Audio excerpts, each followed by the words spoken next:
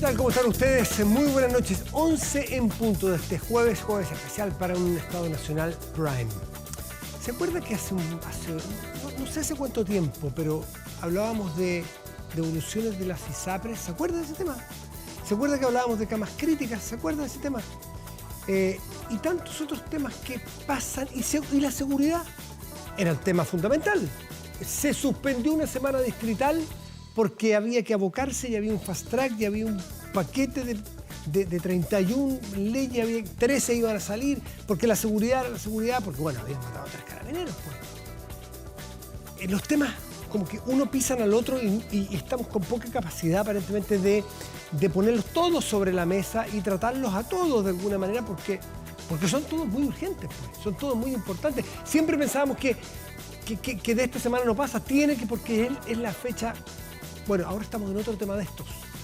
El tema de los convenios, el tema de las fundaciones, del MIMBU, de Antofagasta, de que si son asociaciones ilícitas o no, que el ministro viaja a la zona. Bueno, está muy complicado. Que si este es un golpe a la línea de flotación, como lo fue para la UDI en su momento, el financiamiento irregular, o que fue Sokimich para los partidos, o fue Penta para la UDI.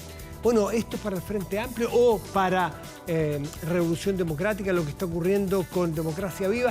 Ese es el tema de hoy. ¿Qué va a pasar con esta nueva generación, con este gobierno? Para algunos es muy catastrófico, para el gobierno es parte de lo que vamos a conversar hoy con nuestros analistas y una invitada que pertenece justamente al riñón, al alma del Frente Amplio hoy, para ver cómo se está procesando toda esta tremenda crisis de ese sector y del propio gobierno. Bienvenidos, aquí comienza Estado Nacional Prime.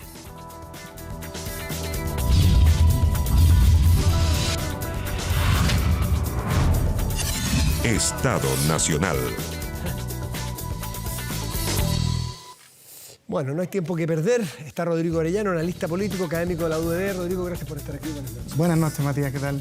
Muy bien, pues y Cristian Valdivieso, socio fundador de Criteria, también columnista, analista. Cristian, gracias por estar aquí. Muy buenas noches. Buenas noches, Matías, ¿qué tal? En Spotify usted puede ver o puede escuchar este programa, los pasados, en modo podcast. Usted ese código QR que tiene en la pantalla lo escanea como que le va a sacar una fotito, lo escanea, link, se va y puede ver por pedazos, rápido, lento, para atrás, revisar. Ya sabe, está invitado al Spotify de Estado Nacional. Les planteo el mismo tema con el cual iniciábamos este programa, con esta sociedad tan dinámica, tan, a lo mejor, no digo exagerado porque los temas sí son muy potentes, pero como que dejamos los otros temas atrás y nos abocamos en la profundidad de vamos de crisis en crisis, da la impresión. Quiero entrar de así de general después a lo más particular de esta crisis, que es muy seria, Cristian. No, sin duda, una crisis tras otra, venimos arrastrándonos ya hace 10 años y eso finalmente queda redundado en que la sociedad, el país, la ciudadanía cada vez confía menos en las instituciones, cada vez siente que este país es un país que en algún minuto iba más o menos enrumbado y se ha ido desrumbando, perdiendo el rumbo, y al mismo tiempo que las razones por las cuales vale la pena trabajar, sacarse la mugre, esforzarse, porque hay un futuro que puede ser mejor, empiezan a quedar medias dejadas de lado y la sensación de que es un presente angustioso, un presente que no construye futuro, se empieza a acrecentar en la población. Es terrible porque al final del día, una vez más, lo que nos muestra esta crisis es que los problemas de la política se terminan comiendo a las urgencias de la ciudadanía. Estábamos preocupados del tema de las camas críticas, del virus sincicial, estábamos preocupados del tema de la seguridad, del tema de la inmigración. En algún minuto, de alguna manera, la clase política se alineaba en torno a esto y de repente aparecen de nuevo los problemas de la política. Y los problemas de la política se comen todo. Y cuando se comen todo, ¿qué es lo que pasa al final del día? ¿Quiénes son los más perjudicados con esto? Es el partido, ¿verdad?, y la coalición que está más involucrada en esto, pero al final es el sistema político en conjunto el que termina afectándose y dándole más espacio, más visibilidad, de alguna manera, a esas voces más populistas que dicen, y a veces pareciera que tuvieran razón, pues, ¿verdad? Es decir, que se vayan todos. Y cuando se vayan todos, ¿quién viene? Claro. El populismo. Es un poco, disculpen la analogía, pero Putin es un desastre, dicen los analistas. Cuando hubo un golpe y venía un señor que era un mercenario, claro, Putin parecía al lado un gran estadista y un tipo que le daba estabilidad al mundo, ¿no es cierto? Porque el que se vayan todos es que venga alguien que uno no sabe qué mierda le va a hacer. no le conviene a nadie el que se vayan todos. Los países no se gobiernan sin nadie. Esos son los riesgos. Sí. Y Cristian plantea un punto fundamental, porque las crisis anteriores eran crisis de gestión, o de planificación, o de preparación, de capacidad, lo que tú queráis. Pero no son tan violentas, no tan mal evaluadas cuando son crisis éticas o de moral. Creo que esa es la diferencia quizás de esta crisis que está viviendo el gobierno en este minuto. Es una crisis que le pega quizás en el corazón del discurso, de que venían a cambiar las malas prácticas, de que todo lo que había atrás era peor, eran tipos mafiosos, mala política, corrupción, etc. Pero resulta que quienes prometían o promovían y criticaban eso, terminaron siendo peores. El discurso envejeció demasiado rápido. O al menos iguales. O al menos iguales. Bueno, nosotros tenemos una encuesta el otro día, publicamos el miércoles del otro día, que la gente dice que son iguales o peores que la generación anterior en política. Pero estas son más violentas, por lo que dice Cristian, porque dañan las instituciones. Entonces, en el fondo, alguien que ejecuta mal la pega, bueno, lo cambio. Pero aquí efectivamente daña a toda la clase política. Entonces, por eso son tan preocupantes y por eso es tan importante, de alguna forma, que el gobierno, la justicia y los organismos que correspondan salgan rápido de este tema, porque efectivamente daña profundamente la confiabilidad y confianza de las personas. Me gustaría saber cómo evalúan ustedes la reacción del gobierno, la actitud del presidente de la República propiamente, quien ha tenido, bueno, esto de que nos mete la mano al fuego por nadie, también defiende ahora a algunos gobernados o algunos delegados presidenciales. ¿Cómo han visto actuar ustedes? El que cayó una subsecretaria en su momento, ¿fue tarde o estuvo bien? ¿Cómo lo evalúan? Ahora, yo creo que hay dos... El vaso tiene dos lados, ¿verdad? El vaso medio lleno es que el presidente efectivamente reaccionó con convicción, con claridad y con mucha asertividad diciendo esto es intolerable, esto no lo voy a aceptar, no voy a poner las manos al fuego por nadie, y se vio claramente sorprendido, molesto y en una posición de investigarlo hasta donde tenga que llegar y no comprometido en una lógica de defensa corporativa.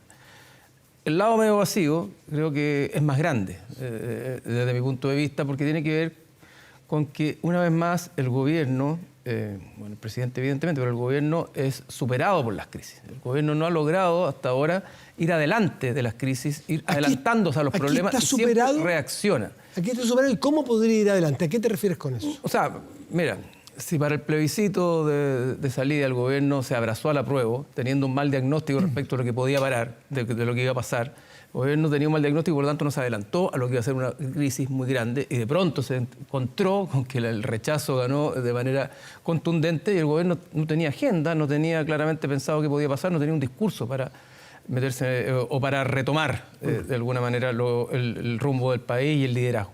Lo que ha pasado ahora, nuevamente vemos a un presidente que hace 2 semanas, 1 semana y media, fue al aniversario de Convergencia Social. Uno dice, tendrá elementos, tendrá información, sabrá lo que va, sabrá lo que dice, e invita al mundo del Frente Amplio a fusionarse, a su partido, a la Convergencia. Fusionémonos con estos partidos maravillosos, comunes, estos partidos maravillosos, Revolución Democrática, para armar un gran conglomerado. Uno dice, ¿el presidente no sabía nada de lo que estaba pasando? El segundo piso del gobierno... Que no. Bueno, pero el segundo piso del gobierno, liderado por alguien de RD, no le traspasó nada de información, no tenía idea. Los correos que habían llegado desde Antofagasta el día 2 de mayo. Si no mal no recuerdo, 2 de mayo, antes de las elecciones del 7. Nadie le informó al presidente dónde está la línea de protección del presidente. Y eso hace que el presidente incurra ingenuamente, pero políticamente de manera errónea, en esos fail, que termina cayendo donde está invitando a fusionarse con RD en un momento donde RD tiene las manos metidas hasta en la masa. Entonces, ahí hay un problema, creo yo, de que el gobierno no se adelanta a las crisis y más bien reacciona a las crisis porque no tiene un buen, digamos, dossier de información o no está bien blindada la presidencia de la República como debiera estarlo por sus asesores más directos. Que tiene un problema ahí el presidente Boric, la impresión que tengo yo, sobre todo cuando están involucrados justamente la generación que fue junto a él universitaria. Ha tenido que movilizar o sacar de su gabinete a personas que le han dolido profundamente y le ha costado cada vez que ha tenido que tomar esa decisión realizarla. ¿Cuántas veces estuvimos discutiendo que el subsecretario de redes asistenciales tenía que dar un paso al costado porque ya tenía la crisis muy profunda en salud? ¿Cuánto se demoró? 1 semana. Lo mismo pasó en el interior con ICESIST. Y así súmale con el subsecretario de Relaciones Exteriores, ¿cómo se llama? Ahumada. O sea, le ha costado mucho tomar decisiones que son duras en política. Y eso demuestra quizás también una especie de pecado juvenil en la capacidad quizás de gobernar junto a sus cercanos. Probablemente él debe estar cuestionándose hoy en día qué tiene que hacer con el ministro Jackson. O sea, porque otro de los cuestionados justamente por el involucramiento que tiene la Revolución Democrática en todo este escenario. Entonces, además de llegar un poco tarde, estar poco blindado, él yo creo que tiene complicaciones y dificultades para tomar ese tipo de decisiones que un gobernante tiene que asumir desde el comienzo, que va a tener que hacerla. Y la Contraloría General de la República, que hoy actúa de una manera bien lapidaria, bien una suerte de guillotina, ¿no? Ahora hace claridad el Contralor de que no es para todos, sino para los que están en curso. Pero se suspendió, se congeló la toma de razón para los recursos que tenían que ir a las fundaciones. Esto paraliza a una parte de un sector de la economía, que es lo que se llama el tercer sector, ¿no es cierto?, que es el sector de la sociedad civil. Esto puede ser muy grave porque nuestra sociedad está de alguna manera en el andamiaje, está parado en los privados, en lo público, en lo privado y en la sociedad civil. Si esta pata cojea y cojea mucho tiempo, bueno, ¿cuántos programas, cuántos ancianos, cuánta tercera edad, cuántos niños que son atendidos por fundaciones muy honestas, muy buenas, muy eficientes, con experiencia, se pueden quedar eventualmente sin dinero? Entonces, no resiste mucho tiempo esto. ¿Cómo ven ustedes a la Contraloría? ¿Tarde? ¿Qué pasó con la Contraloría de Antofagasta? ¿Nunca supo? Sí, no, un tema muy complejo. Ahora, instituciones nuevamente. Instituciones nuevamente, la confianza institucional y por otro lado, esta suerte de cacería de brujas que se instala respecto a todas las fundaciones, como que las fundaciones fueran pocas y todas fueran de alguna manera corruptas y además inventadas o diseñadas para quedarse con recursos que no le corresponden. Yo creo que esto es un síntoma más de la crisis institucional en la que estamos. Y probablemente lo que hace el Contralor de alguna manera es detener que la sangre siga de alguna manera llegando al río para que no haya más casos aún de los que ya hay involucrados. Claro. Entonces, institucionalmente, probablemente a la Contraloría no le quedaba otra más que hacer esto. Ahora, ojalá que esto sea relativamente corto, que sea acotado el periodo y sobre todo que ayude a no generalizar respecto del actuar de algunas fundaciones a todo el conjunto de las fundaciones. Porque si esto no ayuda de alguna manera a recomponer las confianzas, capaz que termine siendo incluso peor el remedio que la enfermedad. Punto. La crisis de confianza vuelve a aparecer. No solo la crisis de las instituciones, la vieja crisis de la confianza de la sociedad chilena, las confianzas interpersonales y las confianzas de las instituciones. No, es un drama. Por ejemplo, mira, yo te voy a llevar a otro ejemplo. Hoy día anda dando vuelta, o estos días han dando vuelta una noticia que es totalmente falsa respecto de que si te censan en tu casa, a propósito del precenso, si te censan en tu casa, tienes el riesgo de que te definan que tu casa tiene espacio eventualmente para que quepa otra gente o para que se lo entreguen a, no sé, a los migrantes. Una noticia absolutamente falsa. Entonces, hay dos maneras de mirarlo. Una, evidentemente, el problema del reguero de noticias falsas y todo el efecto negativo y pernicioso que esto genera, que alguna gente no quiere abrirle la puerta al precenso. Pero también está la otra mirada, que es que más allá de las noticias falsas, la gente empieza a desconfiar del Estado también.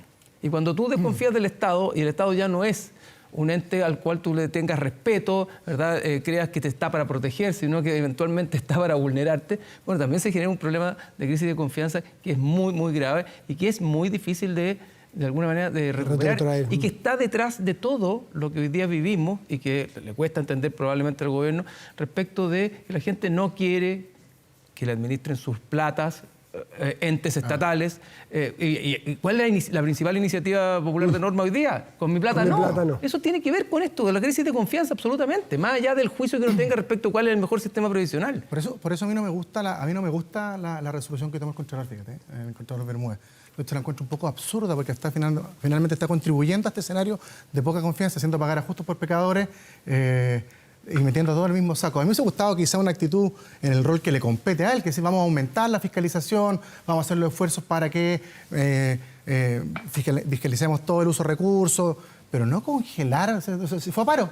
El Contralor decidió irse a un paro voluntario porque hay un problema con una fundación en el norte, quizá otra en la 8ª región, en Talca, pero me parece que es exagerada la medida justamente por el tema de confianza, porque meten en un mismo saco a distintas fundaciones que hacen una pega razonable, que contribuyen al país, tercer sector, al crecimiento. O sea, creo que es un acto político de una persona que siempre ha estado al límite, el Contralor Bermúdez, y este año además se despide, entonces quizás es la oportunidad para hacerlo. No creo que es la solución adecuada para el minuto y el rol que le corresponde a un organismo de esa categoría, el sistema político nuestro. Bueno, y el CERVEL, otra institución.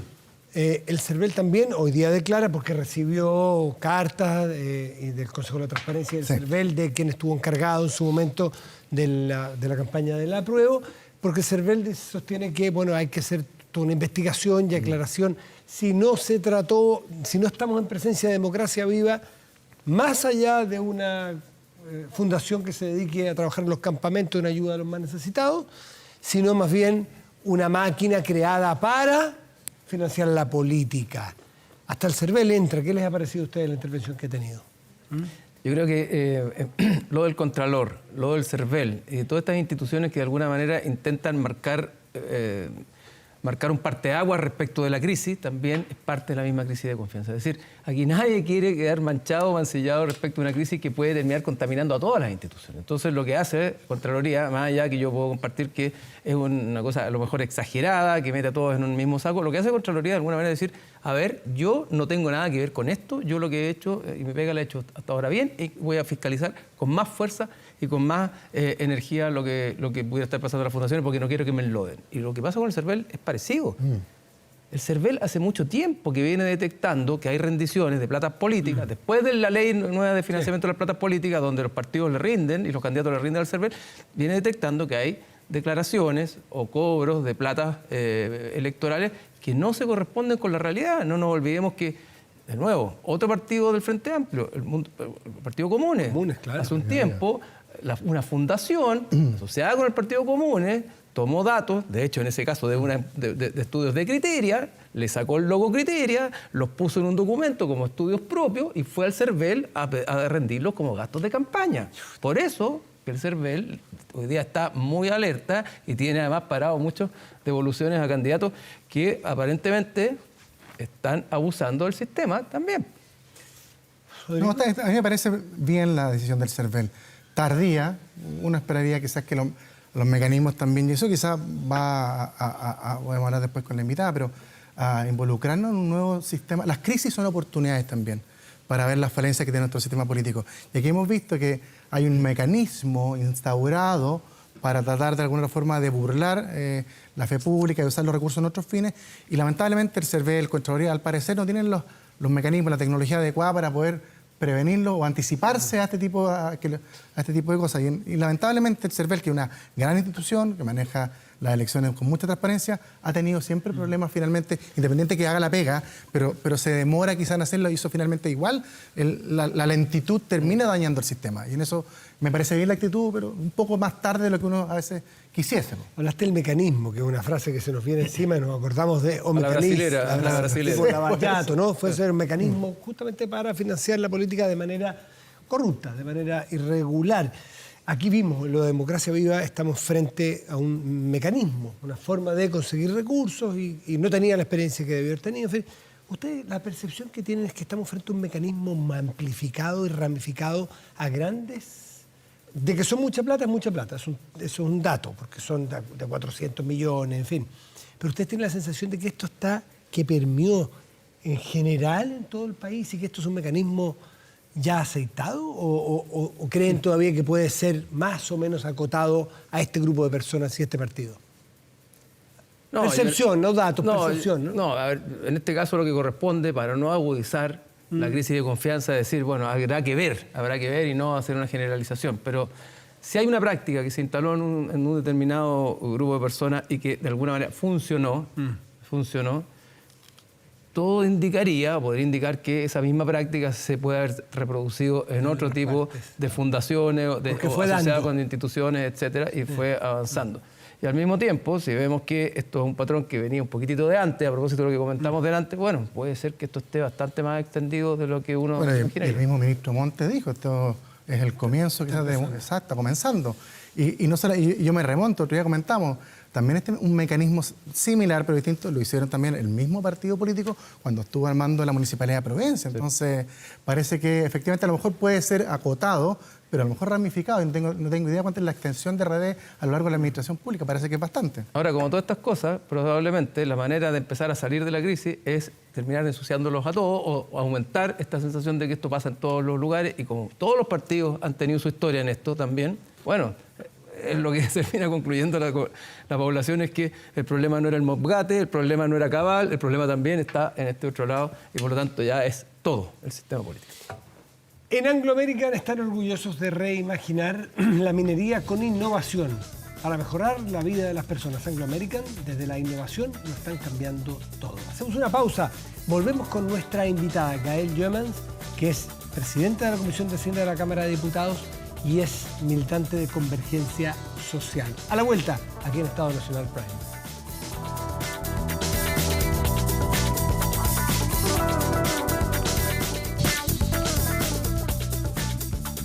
Aumenta la delincuencia, no grave robos, evítelos con TPY, la empresa líder en seguridad preventiva con monitoreo de cámaras de seguridad y audio disuasivo en tiempo real. TPY protege 24/7 su empresa y también su hogar. No sea usted la próxima víctima y contrátelos en tpy.cl. Y la habíamos anunciado, la presentamos a la diputada y presidenta de la Comisión de Hacienda de la Cámara de Diputados, militante de Convergencia Social, del Frente Amplio, Gael Joemans. Gael, gracias por estar aquí. Muy buenas noches. Y buenas noches también. Más o menos lo que hemos conversado, porque has estado el domingo, estuvimos en la radio el otro día. ¿Cómo están llevando este proceso de crisis? El luto, si se quiere, porque es la ruptura de alguna manera de, no diríamos la inocencia, pero de la juventud en política. Me refiero a una generación nueva, de la cual se esperaba mucho en esto. Pepe Out decía algo así: en gestión hace rato que ya nos dimos cuenta que no es su fuerte. Pero esto suponíamos que era su fuerte. Claro. Y parece que en esto tampoco. ¿Cómo están llevando en el Frente Amplio? No es tu partido, pero ¿cómo son las conversaciones? ¿Cómo está el dolor ahí? Mira, a propósito de eso, quisiera también dar un mensaje, ¿cierto?, a quienes han creído en este proyecto político, quienes han votado también por el mismo, y que siguen confiando en que existe la posibilidad, ¿cierto?, de que una fuerza política como la nuestra haga transformaciones, que la confianza en la política, en la fe pública, para nosotros sigue siendo un compromiso y lo hemos querido demostrar también con nuestros actos. No vamos a permitir actos de corrupción en nuestra fuerza, y eso lo ha dicho el presidente de la República y también lo hemos dicho nosotros, porque nos parece que es parte no solamente de un estándar para nosotros como proyecto político, sino que es un estándar que debiéramos compartir dentro de la política con el resto también de los grupos y las organizaciones. Y en ese sentido, yo, respecto ya más en la materia, mira, yo no veo que el Frente Amplio solamente surge a propósito de representar un ánimo anticorrupción. Efectivamente, era parte importante de nuestra fuerza política. Pero en lo particular, y a quienes conocí, nos conocimos en las movilizaciones estudiantiles del 2006, del 2011, en las movilizaciones feministas, en el mismo, con organizaciones medioambientales, en el estallido social del 2019. Mucha de la militancia que hoy día es parte de nuestros proyectos políticos viene también de esas trayectorias. Y ahí no hay solo, y me parece también, creo que es importante decirlo, no hay solamente una impronta anticorrupción, sino que también nuestra impronta es por avanzar en reconocimiento de derechos sociales. Y lo quiero mencionar porque a veces, durante todo este tiempo que obviamente tiene un ámbito de dolor para nuestras fuerzas políticas, pero creo que es importante también reconocer lo que somos. Una cosa muy breve. Gonzalo Winter, que es de tu partido, decía una frase, dejé cargando mi teléfono, se lo tenía aquí, pero una frase que más o menos dice: ningún partido puede pretender que en la medida que crezca y administre el Estado vaya a ser 100% pro. ¿No podemos aspirar a ser 100% pro? Mira, ¿Tiene que ver con el crecimiento de los partidos? Entonces, bueno, si vamos a crecer... No, o sea, mira, yo leí, ¿cierto?, la entrevista, o sea, más bien la vi porque...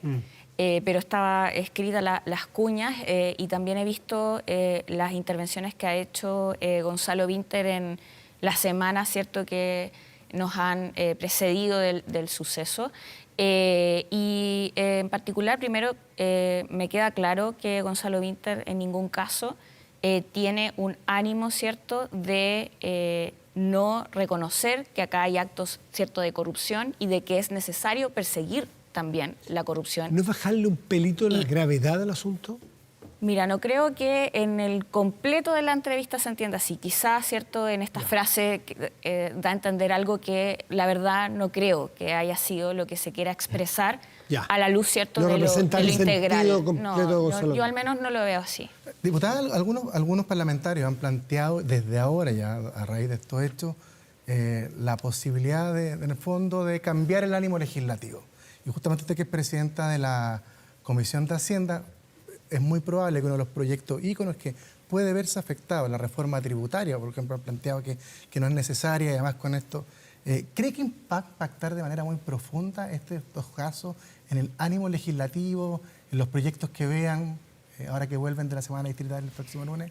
Yo, para ser sincera, es que el ánimo legislativo y el debate dentro del Congreso hace rato que se ve dificultado, por decirlo menos, ¿cierto? Y tiene que ver en parte también con las consecuencias de las elecciones pasadas, ¿cierto?, en el fraccionamiento que tenemos dentro de la Cámara de Diputados y Diputadas de las distintas fuerzas, y también de que el ponernos de acuerdo en cuestiones tan elementales como esta, que además no solamente este tema nace ahora, ¿cierto?, sino que a propósito de necesidades sociales que requieren financiamiento, ¿cierto? Y en eso lo vemos, por ejemplo, en la discusión de la ley de presupuesto, en donde desde la derecha se plantea la necesidad de ampliar la PGU e incluso aumentarla a 250.000 pesos, pero no viene, ¿cierto?, enlazado con un aumento presupuestario. Entonces, yo veo que más bien se busca poner excusa una tras otra para no entrar en la discusión que nos debería aunar, porque además la invitación del pacto fiscal es más amplia que solamente discutir una reforma tributaria, también con el propósito de fijarnos objetivos, de ver cómo lo financiamos e inclusive de hablar de los temas que quizá nos dicen que nosotros no queremos hablar, por ejemplo, el crecimiento económico, cómo le damos mayor estabilidad también al mundo empresarial. No, de acuerdo. Ahora, digamos que la excusa, como la plantea usted, es bastante buena la excusa, porque pedir que aumenten los impuestos, que aumenten los tributos para que haya más dinero en las arcas fiscales en el contexto que estamos viviendo, es más que una excusa, más bien es un argumento bastante de fondo, o por lo menos que cala hondo o hace sentido a la ciudadanía.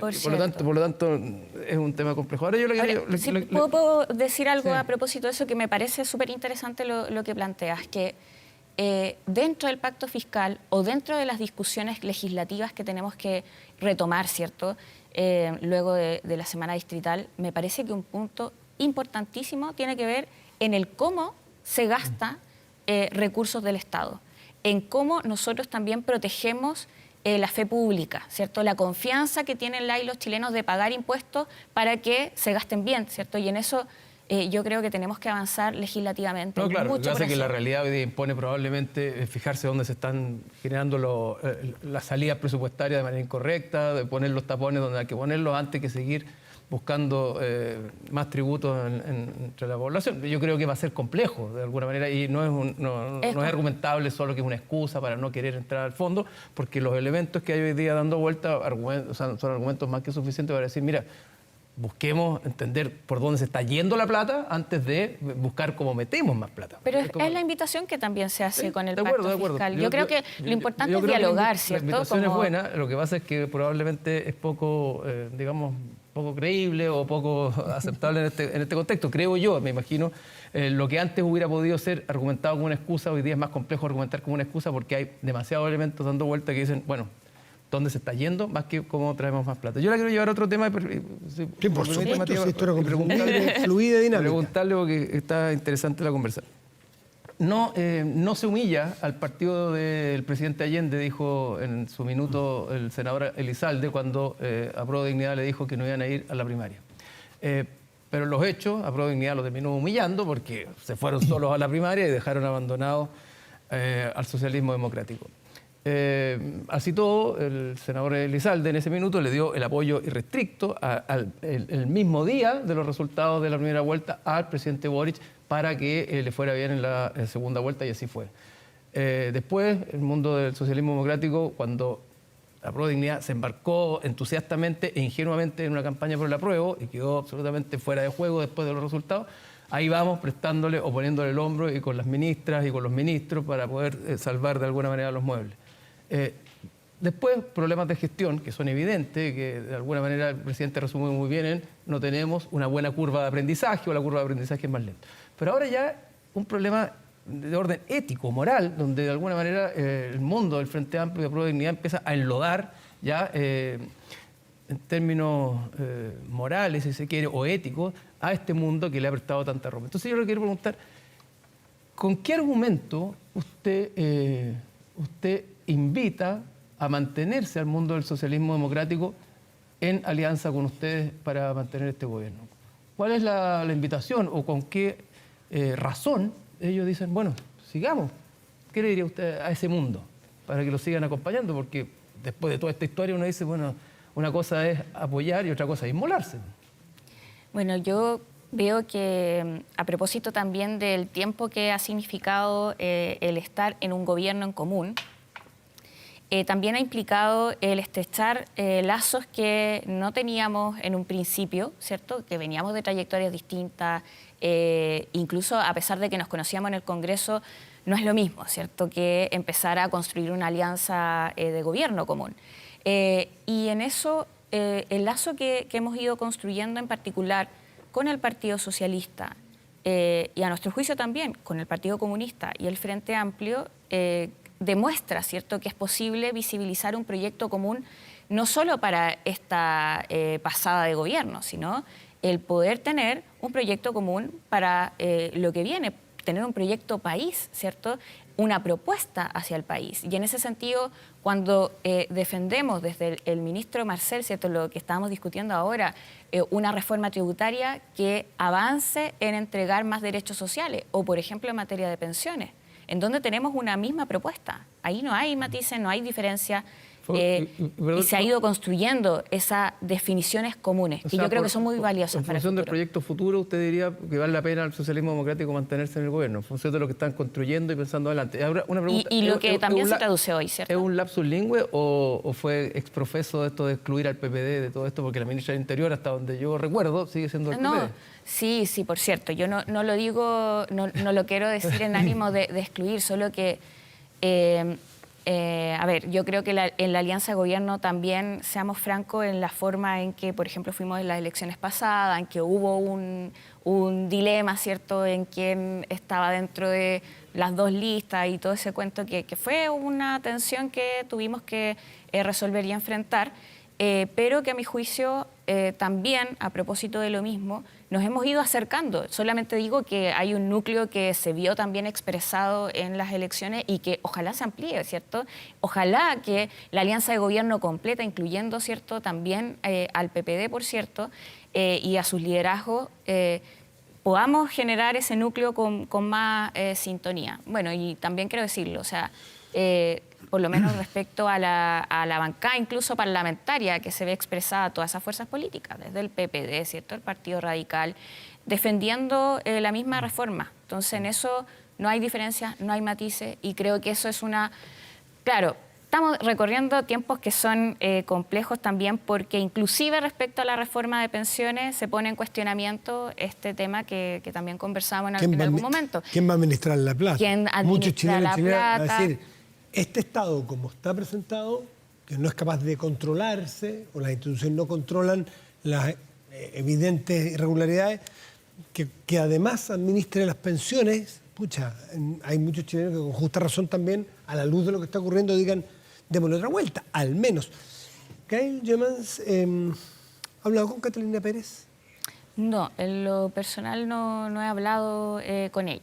Pero obviamente... ¿Cómo se puede hablar de otra manera que no sea personal? No, disculpa, pero no sé, claro. No sé, porque, de verdad, porque me imagino que el grupo de parlamentarios del Frente Amplio, de una generación joven, deben tener mucha sintonía, muchas historias comunes, mucho en común. Entonces, desde lo humano, se lo preguntó, hasta... ella es la vicepresidenta de la corporación. Sí. Desde lo humano hasta lo político. No sé si ha sabido de ella, porque la verdad que ha sido imposible. Sí, o sea, igual hemos tenido ciertos puentes de comunicación con la bancada.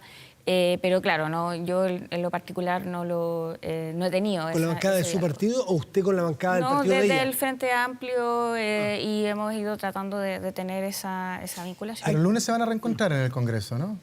Bueno, ahí tendremos que ver cuál que efectivamente sucede. Pero... ¿Usted cree que facilitaría las cosas si ella misma, no sé cuál es el mecanismo, tú eres abogado, si uno puede pedir el propio desafuero o entregar el fuero? No, yo justamente hoy conversaba con un parlamentario preguntando, porque una prerrogativa parlamentaria que es irrenunciable. Irrenunciable. Sí, No. Solamente puede ser Hay que pedirle un tribunal de alzada determine. tiene que decretarlo en virtud de alguna investigación que Sí. Probablemente si la Fiscalía decide de alguna forma iniciar acciones, va a solicitar el desafuero a la parlamentaria, pero ella no puede autodesaforarse en este caso. Pero, por ejemplo, los partidos podrían hacer otro tipo de ¿Cómo no qué? sé, comité de ética, que no, está bien mirado, pero eventualmente es una señal de que la corporación ve con atención que un parlamentario que tiene los vínculos tan cercanos con este episodio, que es muy reñido con la corrupción, pasa al comité de ética para que dé también las explicaciones correspondientes. Usted que también ha hecho campaña, que tiene, me imagino, gente de su equipo trabajando en el territorio, que le toca... ¿A usted le parece plausible que la diputada Catalina Pérez no haya sabido de negociaciones o de participación por fondos públicos y luego recepción de fondos públicos en una fundación que no tiene larga data, larga historia ni expertise en el tema? ¿Le parece plausible que trabajando allí su pareja y su jefe de gabinete, que se movió a la zona y que es de la misma, entiendo que es coterránea de ella, Antofagasta, era posible que ella no supiera lo que estaba ocurriendo? Mira, para serte franca, Matías, yo en este tema creo, y a propósito también, que hay investigaciones en curso y que hemos sido bien tajante con lo que sabemos, ¿cierto? Que son los dos involucrados directamente y hemos sido muy categóricos en que, primero, las sanciones a ellos ya fueron solicitadas por Revolución Democrática y se presentó una querella contra todos los que fuesen responsables, y si en eso está, ¿cierto?, la diputada, bueno, también tendrá que responder, pero el hacer, ¿cierto?, el actuar previamente o tener un pronunciamiento previo por parte mía como parlamentaria, creo que no corresponde al rol que se requiere. Eso no quita, ¿cierto?, en esa materia en particular, de si es que sabía o no sabía. Hay otros juicios que uno puede tener, ¿cierto?, en lo ético, ¿cierto? Lo que pasa es que, se lo planteo, claro, siempre se critica en la casa de uno es más difícil, pero los políticos suelen hacer esto mismo con los del frente, de decirle, ¿quién va a creerle a la UDI, o a RN, o a Evópolis, o a Republicano, de que no sabía de que la pareja del diputado tanto, con el ex jefe de gabinete, somos tontos hasta las 12 nomás? O sea, esto lo digo que Yo en lo política entiendo. lo podrían decir sin ningún lugar a duda si esto estuviera ocurriendo en la UDI. Y para el otro lado también, como se lo están O diciendo sea, ustedes. hay algunos Entonces, parlamentarios que lo han dicho, que son de claro, Revolución y ustedes, Democrática. Yo me imagino que Pero ustedes también lo dirían si estuviera en la posición el problema, ¿o no? es que el tema, bueno, es que no sé, yo al menos no manejo más antecedentes, quizá otras personas manejarán más Pero hay dos antecedentes. estándares de presunción para cuando es de la propia coalición que cuando es de la oposición, y son códigos de la política que a la ciudadanía a veces le cuesta entender. No, pero yo creo que en esto hemos sido también categóricos con Catalina. O sea, en el mismo hecho en que se le pida la suspensión de militancia a ella, nosotros también le solicitamos, ¿cierto? Y bueno, se produjo un acuerdo para que ella cesara en su cargo. Porque fue cambiando. El presidente de Revolución Democrática ha tenido como 4 discursos distintos en esta crisis. Primero partió responsabilizando a la pareja y al ex jefe de gabinete, después eventualmente ella, después le pide la suspensión. O sea, fue con matices, no fue categórico en un comienzo, sino que a medida que iban surgiendo nuevos antecedentes, el discurso fue modificándose. Es cierto que el discurso, en la medida que se tuvo más antecedentes, fue modificándose y se fue generando también una posición más categórica respecto a ella. Ahora, respecto a los dos involucrados, al menos con lo que se conoció desde el día 1, ¿cierto?, se puso al menos una posición bien tajante. Y, de hecho, mi propio partido sacó una declaración pública al respecto y tratamos de hacer lo más ágil posible, acelerar también los pronunciamientos. Nos parecen que es importante, y ahí uno puede ser autocrítico respecto a los ritmos, a los tiempos, a cómo uno se pronuncia y poder, ¿cierto?, para unas próximas, o espero que no suceda, pero oportunidades tener eso a ustedes en como visión. Frente Amplio, para cerrar este tema, Catalina Pérez, al menos de lo que me atañe a mí, ¿Les incomoda a ustedes el silencio de Catalina Pérez? ¿Les facilita que la gente entienda su intención de transparencia, su compromiso con la transparencia? ¿Catalina Pérez está jugando en favor del Frente Amplio, de la generación y de la transparencia con este silencio tan prolongado? Mira, no había pensado respecto al silencio que ella había, para serte franca, no había reflexionado sobre el silencio de ella durante este tiempo. Pero sí puedo decir que lógicamente hay una molestia nuestra, digo, y una indignación con lo que ha salido respecto a este caso, con lo que ha involucrado para nuestra fuerza política, para la militancia, para quienes creen en este proyecto político y también para quienes están mirando ¿Y con ella también? al gobierno. ¿Y esa molestia es con ella también por este silencio? Para todos quienes estén involucrados. Y si ella tiene un grado de involucramiento, lógicamente que también recae en ella. Y en esto voy a ser bien categórica, y en eso también me uno a las palabras que ha dicho el presidente. Nosotros, independiente de que tenga que caer quien caiga, vamos a ser igual de tajantes en no aceptar en ningún ámbito alguna línea de corrupción como lo que se ha visibilizado hasta ahora. Yo te noto afectada con este tema, te noto molesta con este tema, sí, y te noto complicada. Y es natural que sea, yo creo que es lo que corresponde. Una compañera de viaje. Exacto. Ahora, ya vimos en el pasado que habían algunos elementos respecto de malas prácticas en comunes.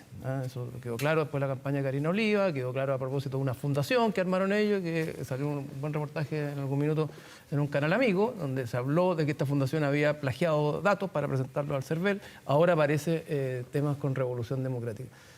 ¿Usted está tranquila respecto de su propio partido? De que en Convergencia no nos vamos a encontrar, quién sabe, porque hay mucha gente de Convergencia trabajando en este gobierno, mucha gente de Convergencia que ha entrado al Estado, no nos vamos a encontrar con una sorpresa como ya apareció en el caso de Comunes, como ya apareció en el caso del Frente Amplio? Bueno, creo que lo importante es que si aparece algo por el estilo dentro de 37.000 militantes, segura. Lo que pasa es que está totalmente segura que no puede aparecer algo por ahí. Los partidos como los nuestros son partidos en donde cualquier persona puede firmar y ser, en el fondo, militante.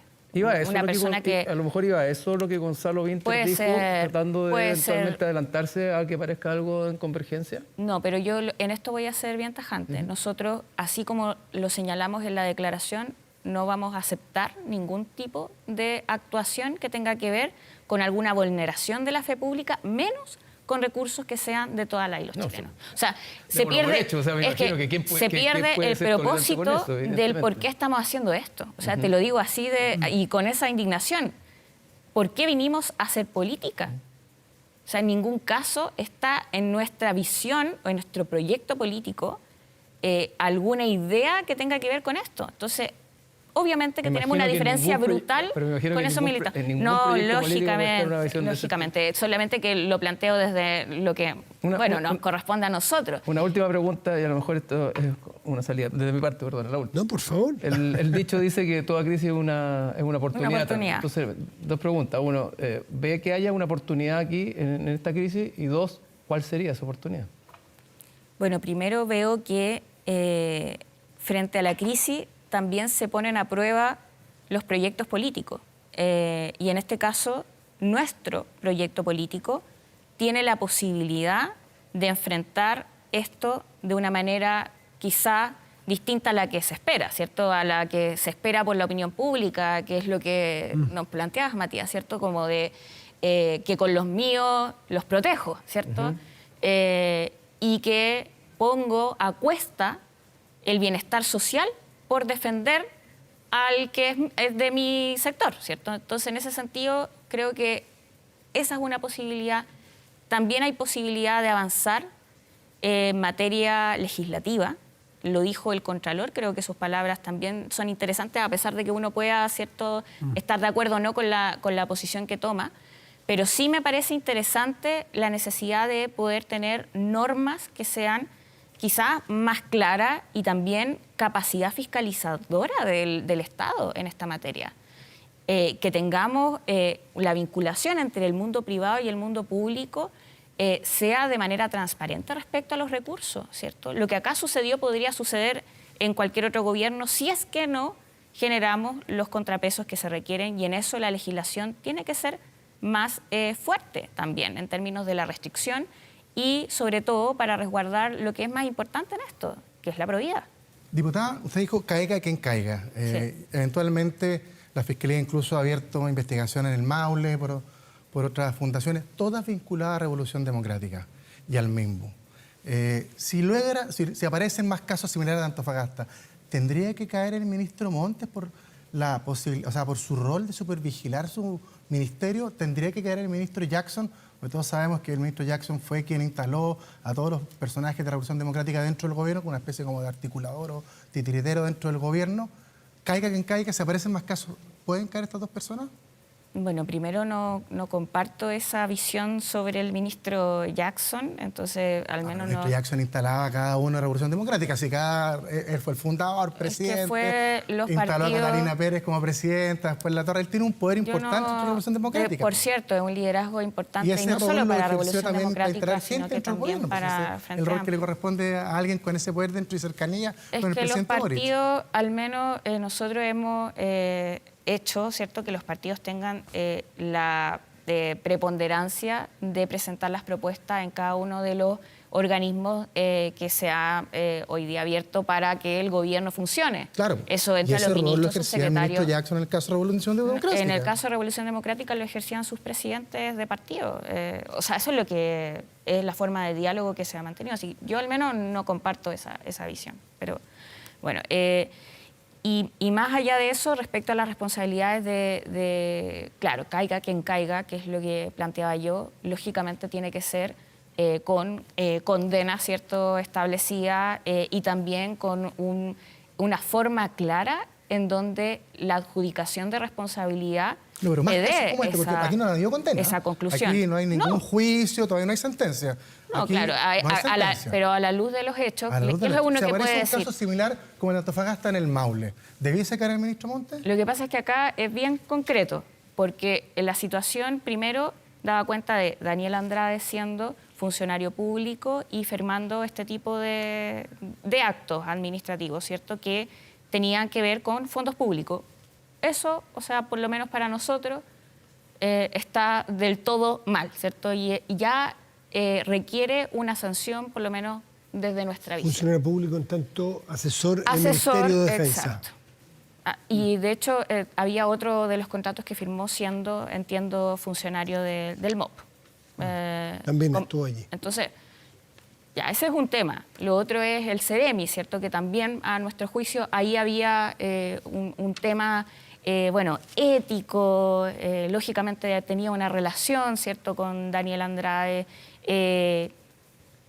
¿A qué voy a ahondar en eso? Pero hay un cuestionamiento que es directo, ¿cierto? Yo no es un cuestionamiento que estoy tratando de hacer una causa-efecto un poco más como estirando el chicle. Yo en esto creo que hay que ser también responsable respecto a quienes vamos a adjudicarle, ¿cierto?, las sanciones.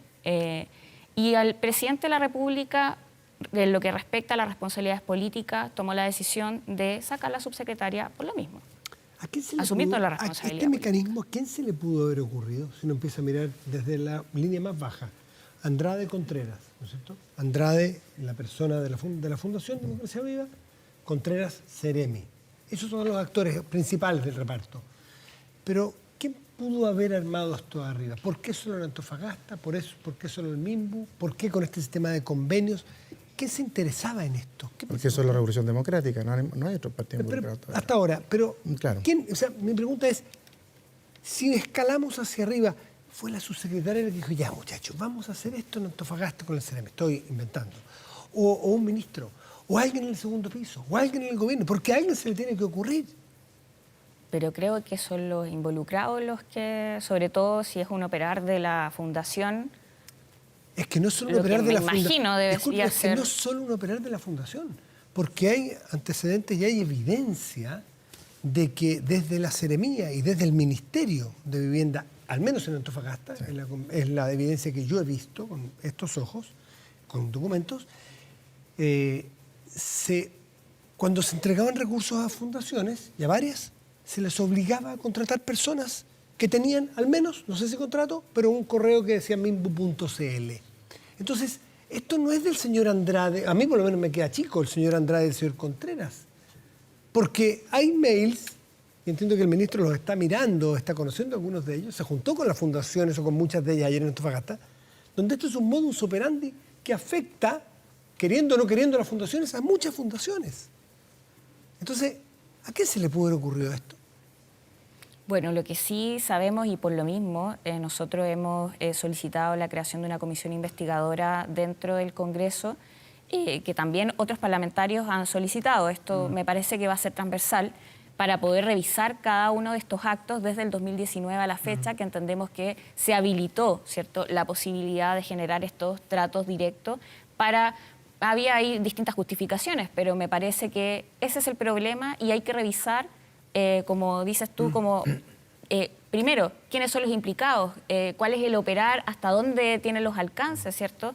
Y sobre todo teniendo en consideración que las comisiones investigadoras tienen como propósito hacer recomendaciones legislativas. Yo creo que esto es una oportunidad también en esos términos, lamentablemente a propósito de un terrible hecho como este. Ahora, perdón, vámonos un corte y vuelvo contigo. ¿Qué te parece? Hacemos una pausa, pero antes de decirle que si no puedes tener el control total de tu empresa desde cualquier parte y en línea, Kame ERP es para ti. Facturación electrónica, integración con bancos, flujos de caja, remuneraciones, todo en un solo lugar y mucho más desde 12 UF al año. Toda la información en kame, con K de kilo.cl o en comercial@kame.cl. Pausa y volvemos. Seguimos porque el tema es muy interesante.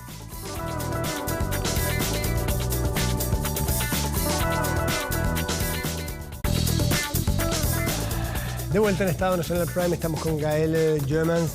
Gael, ¿ha hablado con el presidente? ¿Cómo está el presidente? ¿Es esta la crisis más grave de su gobierno?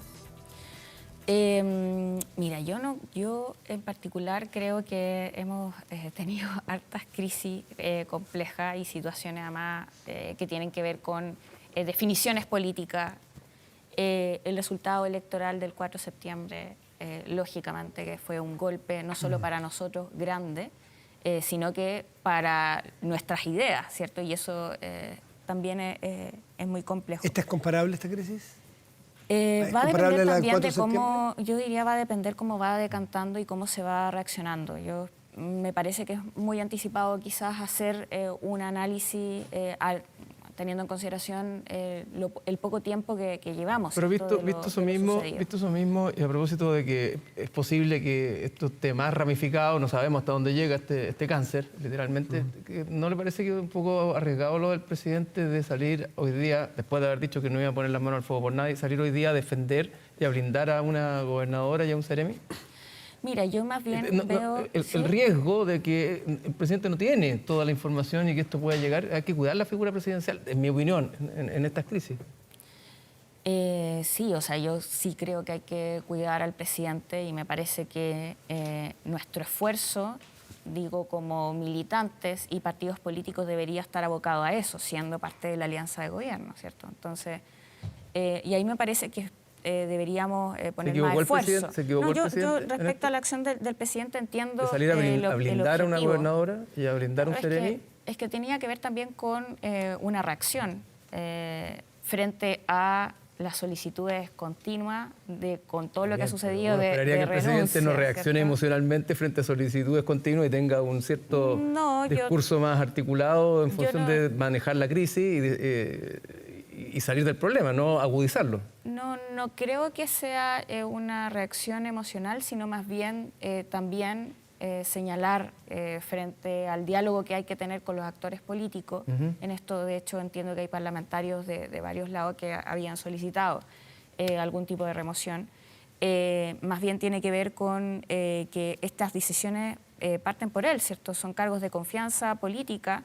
Y mientras no se tengan todos los antecedentes y si van saliendo noticias, eso no puede constituir continuamente un llamado a renuncias hasta que también tener un plazo y una forma, un procedimiento que nos termine la investigación, ¿cierto? Tiene que ver con eso. Diputada, algo comentó usted, pero ¿está de acuerdo con la medida que adoptó el Contralor General de la República de fondo, es decir, como una huelga. Yo dije que se fue a paro a raíz de este caso con las donaciones, traspaso de recursos a fundaciones. Mira, yo entiendo y también lo escuché lo que señaló y habían elementos que me parecen importantes y que se pueden acoger a propósito de esta coyuntura. Digo, por ejemplo, ¿cuál es la relación entre el mundo público y privado? ¿Cuáles son las aristas legislativas al respecto? Y también los criterios de fiscalización. Yo creo que hay un ámbito de lo que hablábamos como con anterioridad, ¿cierto?, que puede presentarse como una oportunidad también para el mundo político dentro del Congreso de lograr avanzar. Y en esto me parece que por lo menos su mensaje iba hacia allá. Ahora, espero que una sesión como esa, ¿cierto?, me parece que es importante dar certeza que no vaya a tener implicancias negativas para ninguna persona, digo, que esté esperando algún servicio a propósito de estos contratos. Gail Joemans, diputada de Convergencia Social, presidenta de la Comisión de Hacienda de la Cámara, muchísimas gracias por estar aquí en esta conversación franca, profunda y tranquila sobre una crisis profunda también. Que esté muy bien, Gail. Muchas gracias como siempre por venir. Muchas gracias. Rodrigo Arellano y Cristian Valdivieso, nuestros panelistas de hoy, también muchas gracias por compartir esta Muchas gracias. Muchas gracias. Y a ustedes por acompañarnos, por estar con nosotros en esta conversación, como siempre, los dejamos invitados para el domingo en la mañana, Estado Nacional con el Santa María. Seguimos con este tema con otros invitados y vaya a saber uno con qué es lo que va a pasar mañana y pasado, porque este tema está muy dinámico. Dijo el ministro Montes, esto está recién empezando. Bueno, no sé cuándo empezando está, pero queda mucho tema y el domingo nos reencontramos. Muy buenas noches y gracias por venir.